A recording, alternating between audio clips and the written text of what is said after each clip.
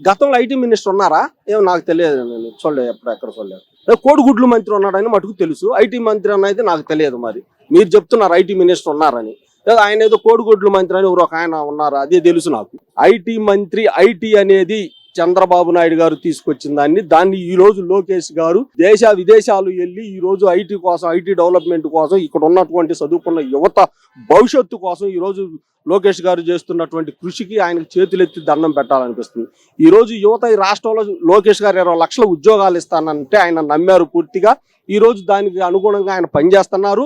ఈ 25 సంవత్సరాల్లో చంద్రబాబు గారు ఈ రాష్ట్రంలో ఉన్నటువంటి యువత భవిష్యత్తు మారుస్తారనే మాకు ఆయన మీద అయితే పూర్తి నమ్మకం ఉంది, విశ్వాసం ఉంది.